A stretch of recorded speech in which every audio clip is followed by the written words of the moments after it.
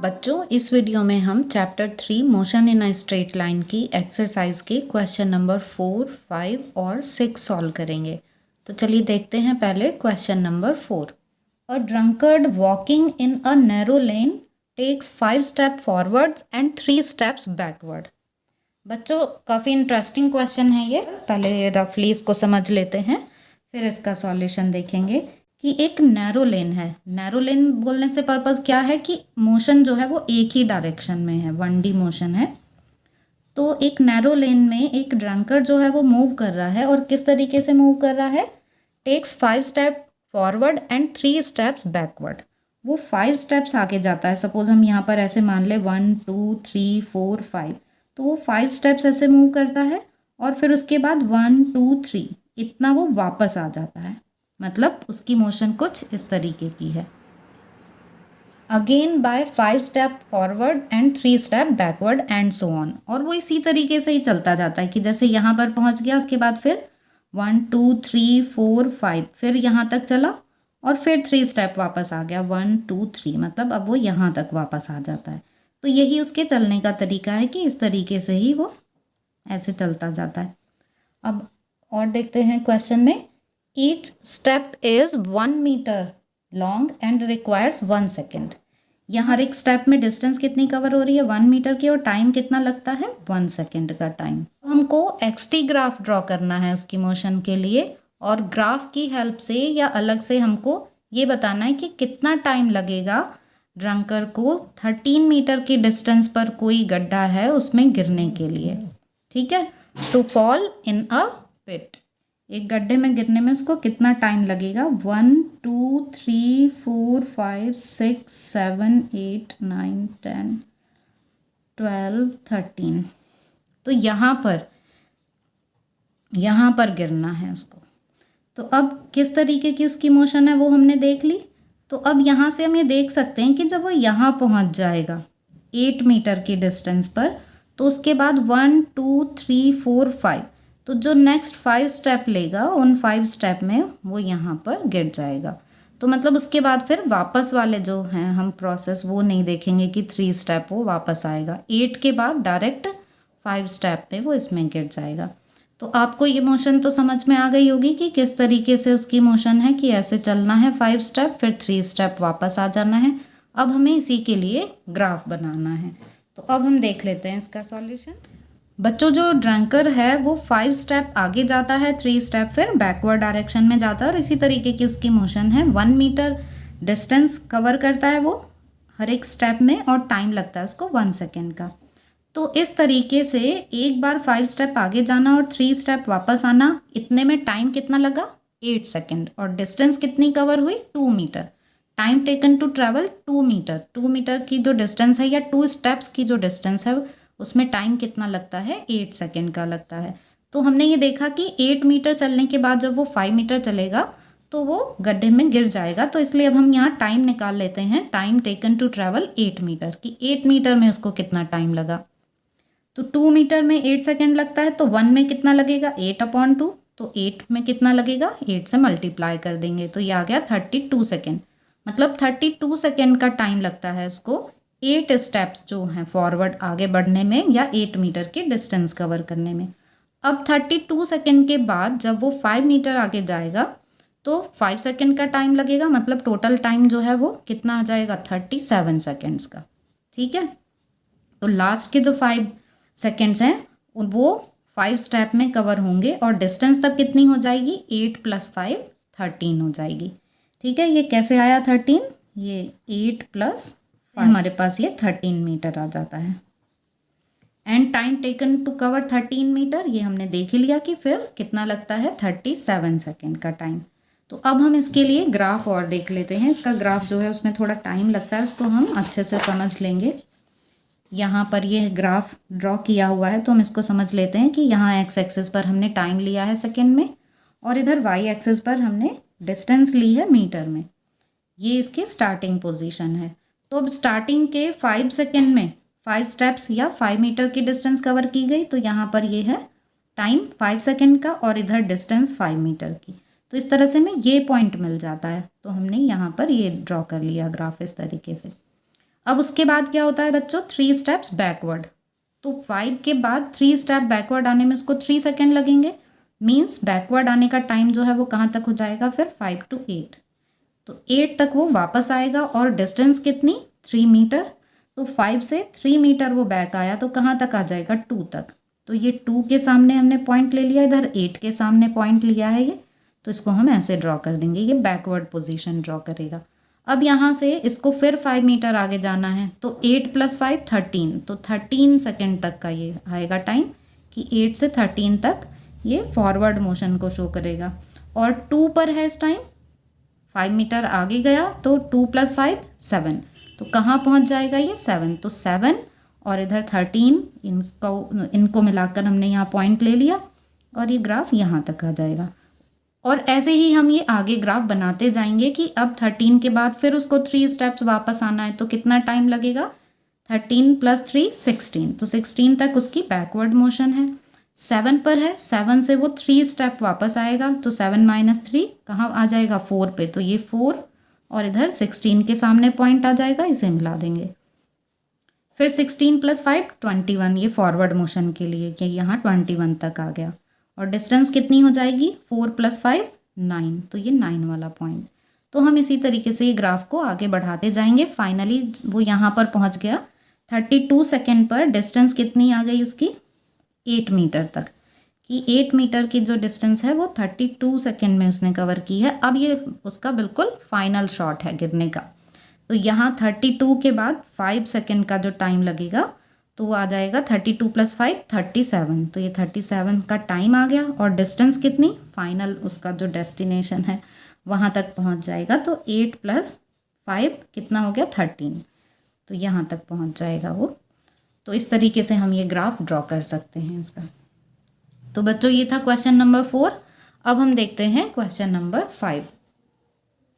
Question number 5, a jet airplane traveling at the speed of 500 km/h ejects its product of combustion at the speed of 1500 km/h relative to the jet plane। यहाँ हमें given है कि एक jet plane है जो 500 km/h की speed से जा रहा है और इससे प्रोडक्ट्स ऑफ कंबस्शन जो हैं वो 1500 km/h की स्पीड से इजेक्ट हो रहे हैं। और ये जो स्पीड है ये है relative to the jet plane. तो जेट प्लेन के रेस्पेक्ट में जो स्पीड है प्रोडक्ट्स ऑफ कंबस्शन की वो 1500 km/h है और अपोजिट डायरेक्शन में होगी ये। हमको पता है कि प्लेन जिस डायरेक्शन में जाएगा प्रोडक्ट्स ऑफ कंबस्शन उसके जस्ट अपोजिट बैकवर्ड डायरेक्शन में जाएंगे। अगर अपवर्ड डायरेक्शन है जेट की तो बैकवर्ड डायरेक्शन ये फ्यूल की होगी। What is the speed of the latter with respect to an observer on the ground? अब हमें ये बताना है तो ग्राउंड पर कोई ऑब्जर्वर है उसको जो प्रोडक्ट्स ऑफ कंबस्शन है उसकी स्पीड कितनी लगेगी ये हमको बताना है यहाँ पर। तो देखते हैं इसका सॉल्यूशन। बच्चों हम यहाँ पर ये मान लेते हैं कि जो डायरेक्शन है जेट प्लेन की वो हम पॉजिटिव मान ले रहे हैं कि उसको हमने पॉजिटिव एक्स एक्सिस ऐसे मान लिया है। तो direction of plane is along positive X axis.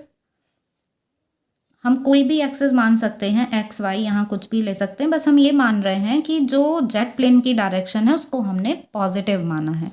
X Y जो है वो हम कुछ भी ले सकते हैं या नहीं भी लिखें तो भी कोई प्रॉब्लम नहीं, बस हम ये लिख सकते हैं the direction of plane is along positive axis. अब हमें यहाँ पर गिवन है वेलोसिटी ऑफ जेट प्लेन, तो हमने इसको वीपी लिख लिया। ये कितनी है 500 km/h। इसको हम पॉजिटिव ले रहे हैं क्योंकि हमने पहले ही लिख लिया कि ये पॉजिटिव मान रहे हैं हम इसको। Speed of the combustion with respect to jet plane relative velocity है ये, तो रिलेटिव वेलोसिटी को हम कैसे लिख लेंगे, relative velocity of combustion with respect to plane, तो वीसीपी। वीसीपी क्या है ये, relative velocity of combustion with respect to plane. और वीसीपी को हम कैसे लिख सकते हैं, जैसे वीएबी होता है तो वीए माइनस वीबी लिखते हैं, तो वीसीपी को हम वीसी माइनस वीपी ऐसे लिख लेंगे। अब यहाँ पर हम वीसीपी की वैल्यू देखते हैं, तो वीसीपी हमें कितनी गिवन है, ये हमें गिवन है वीसीपी की वैल्यू -1500। और माइनस साइन आपको समझ में आ गया कि जो प्लेन की डायरेक्शन है उसको हमने पॉजिटिव माना है तो इसको हम नेगेटिव मान ले रहे हैं जो कंबस्शन की डायरेक्शन है।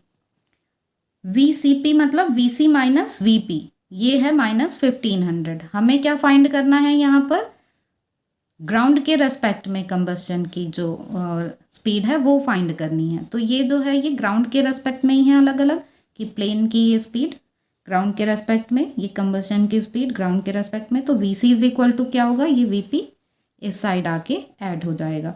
अब हमारे पास VP की वैल्यू है, तो हमने ये VP की वैल्यू रख दी यहाँ पर। तो -1500 और ये +500, तो क्या आ गया, -1000 किलोमीटर पर आवर। ये हमारे पास आ गई कंबस्शन की स्पीड ग्राउंड के रेस्पेक्ट में। ठीक है, तो ग्राउंड के रेस्पेक्ट में 1000 किलोमीटर पर आवर आ गई। और माइनस साइन ये क्या शो कर रहा है कि जेट प्लेन की डायरेक्शन को हम पॉजिटिव मान रहे हैं, तो उसके अपोजिट डायरेक्शन, जेट प्लेन की अपोजिट डायरेक्शन में होगी ये। तो जो ऑब्जर्वर है उसको जेट प्लेन की डायरेक्शन के अपोजिट डायरेक्शन में दिखाई देगी, इसलिए यहाँ पर माइनस साइन से हमने ये शो कर दिया है। तो ये क्वेश्चन नंबर 5 भी आपको समझ में आ गया होगा। अब देखते हैं next question, question number 6। A car moving along a straight highway with speed of 126 km per hour is brought to a stop within a distance of 200 metre. यहाँ हमें गिवन है कि एक कार एक स्ट्रेट हाईवे पर move कर रही है, मीन्स वही 1 डायमेंशन की बात है यहाँ पर। तो स्ट्रेट हाईवे पर मूव कर रही है with speed of 126 kilometre per hour, ये उसकी इनिशियल स्पीड है।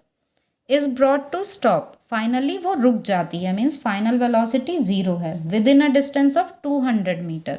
और उस टाइम पर डिस्टेंस कितनी कवर की जाती है, 200 metre. What is the retardation of the car, retardation आपको पता ही है, नेगेटिव एक्सेलरेशन को बोलते हैं। जब स्पीड डिक्रीज हो रही हो तो उस टाइम एक्सेलरेशन को हम रिटार्डेशन बोल देते हैं।